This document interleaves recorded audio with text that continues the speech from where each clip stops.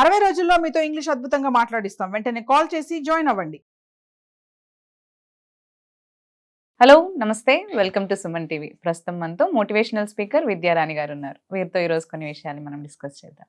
Hello అండి, నమస్తే. నమస్కారం కీర్తి గారు.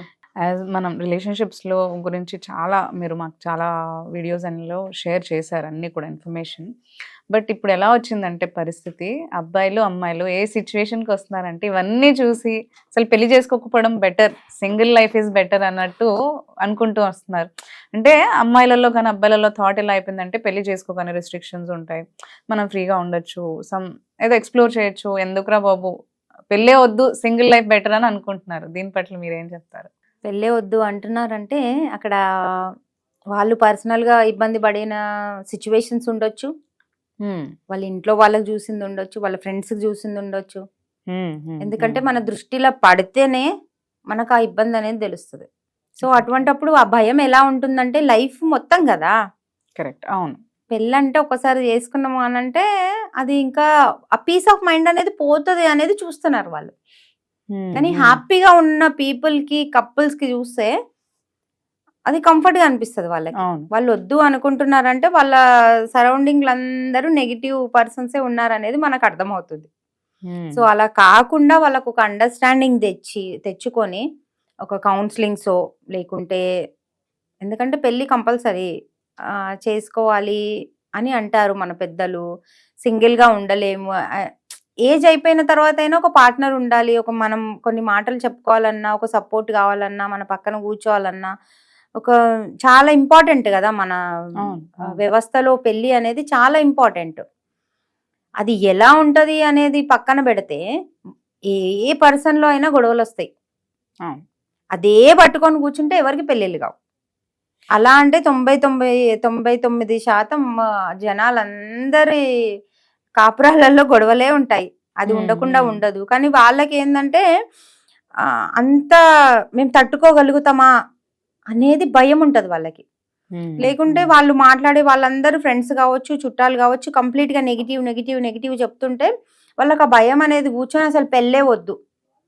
లేకుంటే వాళ్ళకి ఏదన్నా లవ్ అఫేర్ ఏదన్నా ఉంటే వాళ్ళు మోసం చేసి వెళ్ళిపోతే అది పట్టుకుంటుంది. ఎగ్జాక్ట్లీ. అమ్మో లవ్ చేయొద్దు, అమ్మో పెళ్లి చేసుకోవద్దు, పెళ్లి చేసుకుంటే లేకుంటే వాళ్ళు డబ్బులు తినేసి వెళ్ళిపోయినా, లేకుంటే ఇక్కడ మోసం చేసి వెళ్ళిపోయినా అదే ఉంటుంది అనమాట. కానీ సెకండ్ ఛాన్స్ అనేది ప్రతి ఒక్కరికి ఉంటుంది. అండర్స్టాండింగ్ మనం చేసుకొని కౌన్సిలింగ్స్ తీసుకుంటారో లేకుంటే ఒక పర్సన్కి చూసి కంప్లీట్గా మాట్లాడుకొని ఇద్దరు కమ్యూనికేషన్ అనేది మనకి ఇంపార్టెంట్. అది చూసుకొని చేసుకుంటే ఏ భయాలు ఉండవు. కానీ అక్కడ ఉంది అని అంటే కంప్లీట్ నెగిటివ్లో ఉన్నారు కాబట్టి ఉంటుంది కీర్తి.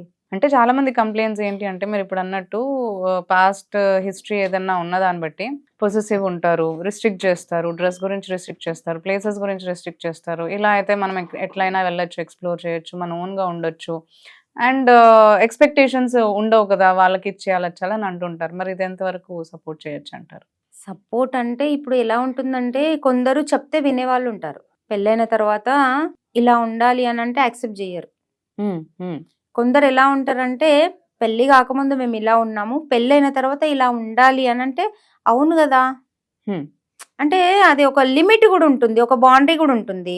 అది చూసుకొని ఉంటే నో ప్రాబ్లం. కానీ పెళ్ళైన తర్వాత వీళ్ళు రెస్ట్రిక్ట్ చేయడము, హర్రాస్ చేయడము చాలా ఉంది అని అంటే అదైతే రాంగ్ ఎలాగో.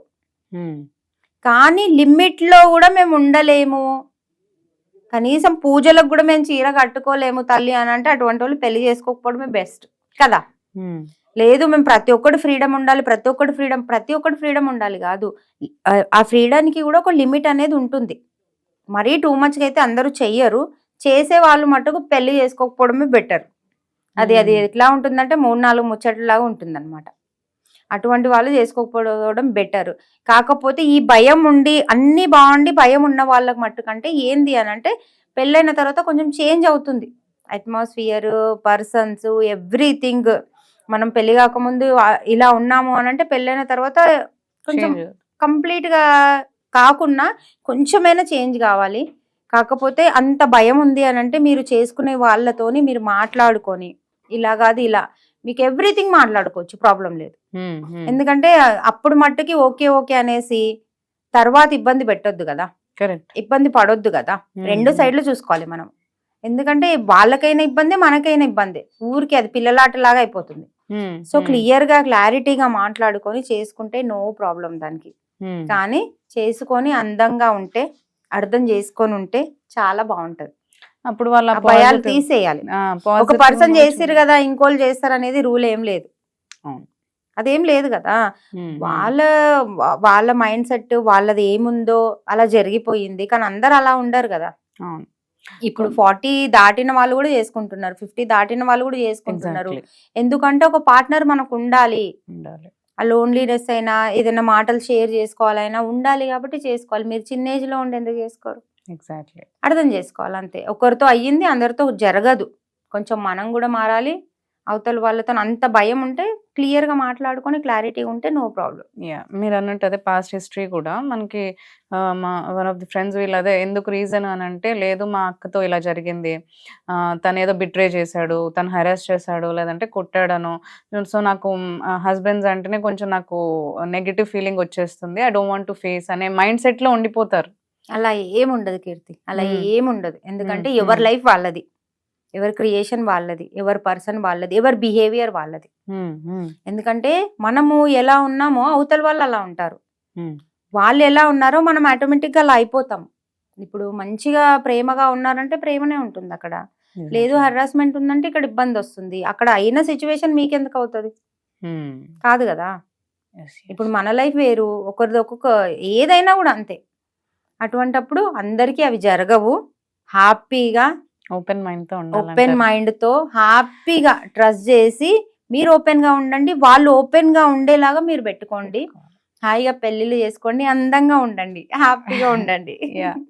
ఇది అమ్మాయిల వరకు. మరి అబ్బాయిలు ఎందుకు వద్దంటున్నారంటారు అసలు? అబ్బాయిలు సేమ్ ఇంతే కదా. అమ్మాయిలు మోసం చేసి వెళ్ళిపోతారు. అందరూ సీత పతివ్రతలు ఉండరు కదండి. అందరూ అలా ఉండరు. అమ్మాయిలకేం తిట్టట్లేదు నేను. వాళ్ళకి ఏది చైల్డిష్ లో గానీ ఏదో బ్లాగ్స్ అయితేనే వాళ్ళు అలా చేస్తారు, నిజం చెప్పాలంటే. కాకపోతే అబ్బాయిలకి ఏంది అని అంటే అక్కడ ఏదో మోసం జరిగింది, అక్కడ ఏదో ఫ్లట్టింగ్ జరిగింది, అక్కడ ఏదో జరిగితేనే వాళ్ళకు కూడా అదే ఉంటుంది, అదే ఫీలింగ్ ఉంటుంది. కానీ ప్రతి అమ్మాయి అలా ఉండదు, ప్రతి అబ్బాయి అలా ఉండరు. చాలా మంచి పర్సన్స్ ఉన్నారు, చాలా మంచి అబ్బాయిలు ఉన్నారు. ఎందుకు అనంటే లైఫ్ అనేది ఫస్ట్ మనం తెలుసుకోవాలి. నేను ప్రతి వీడియోలో ఎప్పుడు ఇది ఒకటి చెప్తాను. లైఫ్ అనేది మనం ఎట్లా ఉండాలి, ఏం చెయ్యాలి అనేది మనం తెలుసుకున్నాం అనుకోండి, అసలు అక్కడ ఏ ఇబ్బంది ఉండదు. ఏం చెయ్యాలి, మనకి ఈ రోల్ ఉంది, ఈ పాత్ర మనం వహిస్తున్నాము, దానికి ఏం చెయ్యాలి. మనం 100% చేసినాం అనుకోండి, మనకు 100 మార్క్స్ వస్తాయి కదా. మనం 100% చేయలేదు, 100 మార్క్స్ రావు. సింపుల్. అక్కడ అందరూ అలానే ఉంటారు అనేది ఏం లేదు. అబ్బాయిలకు కూడా అంతే. మీకు ఒక అమ్మాయి అలా తగిలింది అని అంటే ఇంకో అమ్మాయి అలా ఎందుకు ఉంటుంది? అలా ఏముండదు. హ్యాపీగా ఈ వీడియో చూసిన తర్వాత అయినా అందరు పెళ్లిళ్ళు చేసుకోవాలి, అందంగా హ్యాపీగా ఉండాలనేసి నేను అనుకుంటున్నాను. అవునండి. Thank you so much. Thank you Keerthi.